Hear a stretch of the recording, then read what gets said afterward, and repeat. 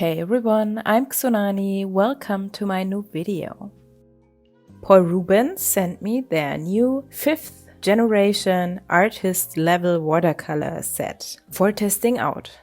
The paints come in this beautiful box. The tin palette has the same pattern in black and gold.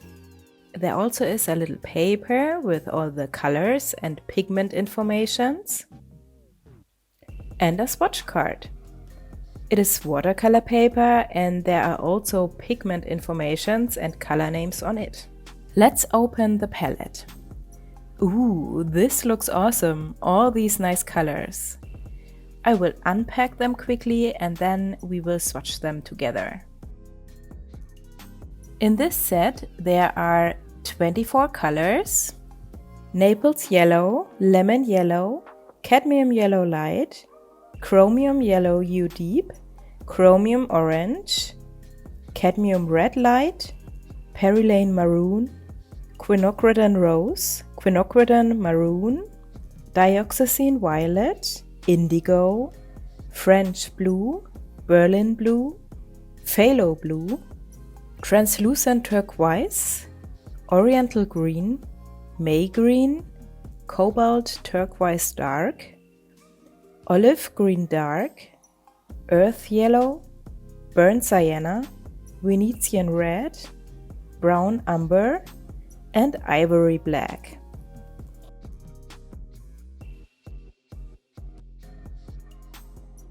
These paints activate quickly and I like their vibrancy.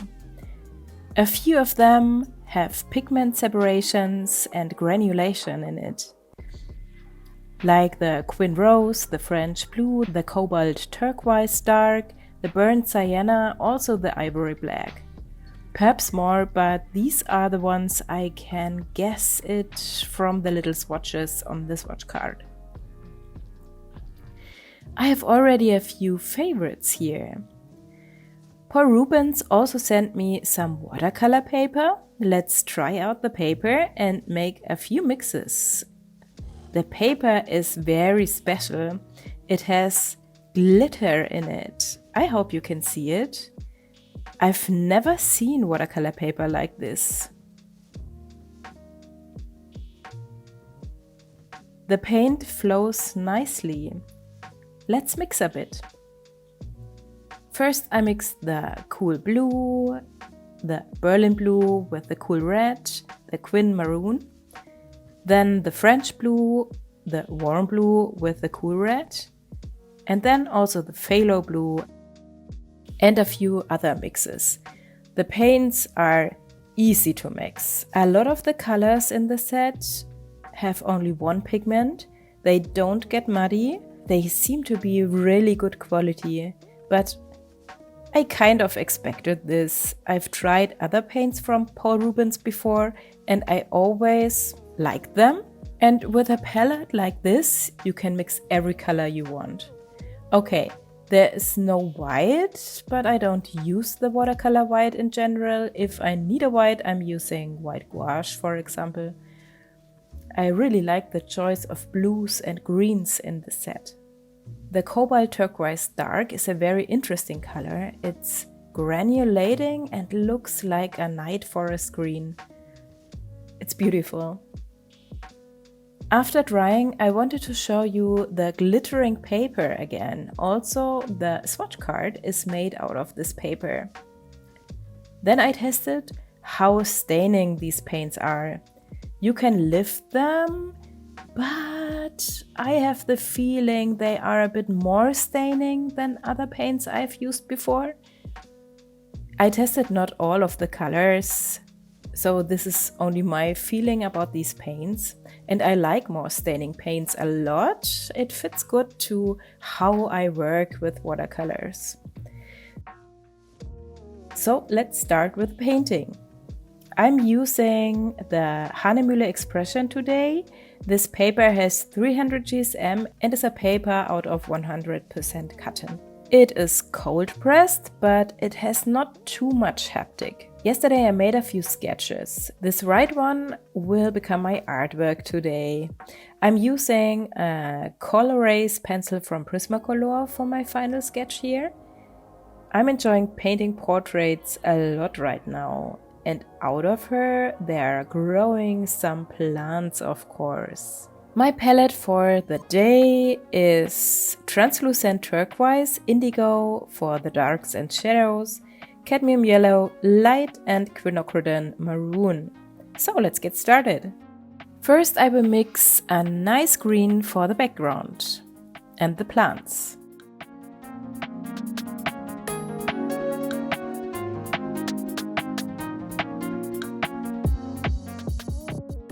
I'm testing my color on a separate paper.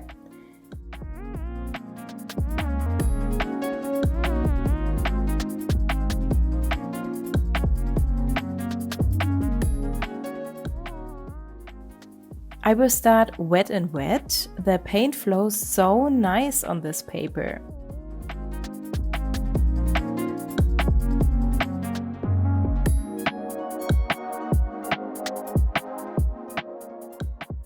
Then a bit more of the turquoise here and there.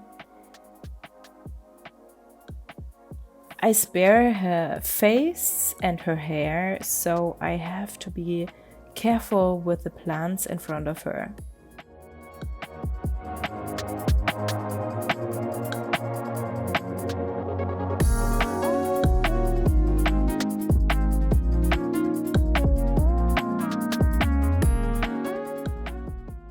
After drying, it's time for her face. I let this dry that the darker green doesn't accidentally flow into the other areas. Sometimes you need patience while working with watercolors. Her skin gets a green touch because she's a plant lady. I used the yellow, the turquoise, and the quin maroon for her face. Very careful and very diluted colors. So everything will come nicely together in the end. Then I made a darker wash in the background to bring out all of the plants. I mixed the turquoise with the indigo for this shadow color.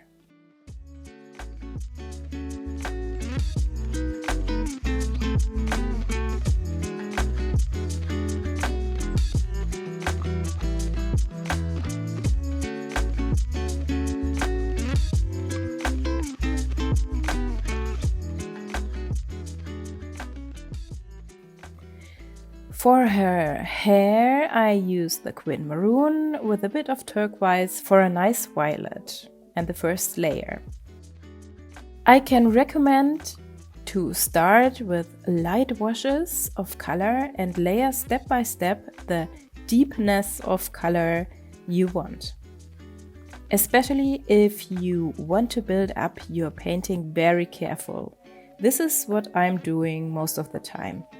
I'm perhaps still too careful on the faces. I could take more color for the shadows. I've seen other artists being more confident with this, but I can't. I should practice this in my sketchbook. Watercolor became my most favorite medium in the last year. Before this, I preferred acrylics a lot more. If you watch my old videos, you see me painting with acrylics all the time. It's funny how we develop also with the medias we use. I tried out a lot of different medias, especially in the last year, and it is impressive how the media influenced the style and the development I have. Oh, what I also have to do is swatch all the colors again and hang them in my window. In this box is no information about the light fastness, but I will test this out for us. This takes a while, of course, but we will know after a few months.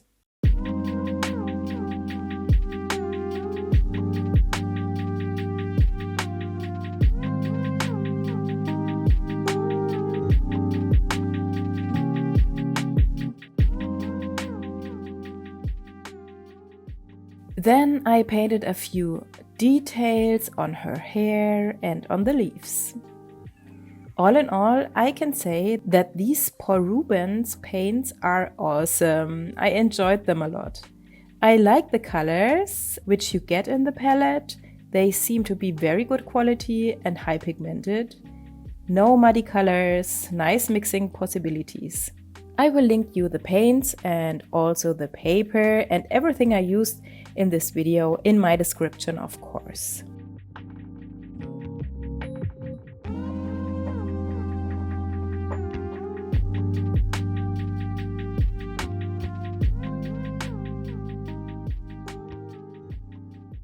Now I will render the rest with colored pencils. I'm using my Faber Castell Polychromos for this artwork today. I looked for similar colors to the watercolors I used.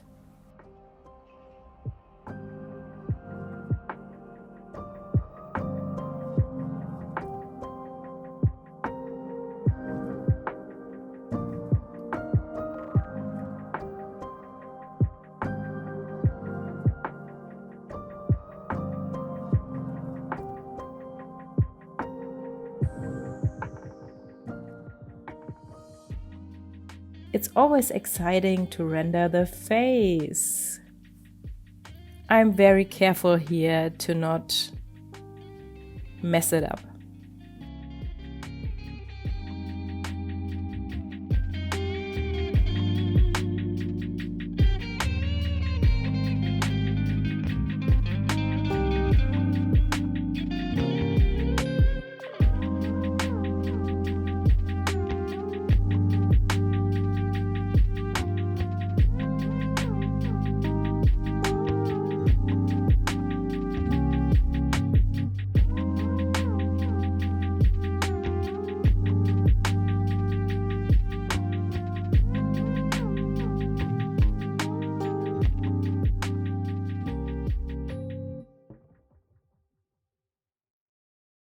In the end, I'm using the Derwent drawing white for some highlights, and I wanted to have a glimmering star. It was not easy to find the right shimmer. Perhaps I don't have a paint like this. First I tried the pearly shiny color. I didn't like it, and the yellow gold also is too dark. I have not a lot glittering paints here, so yeah.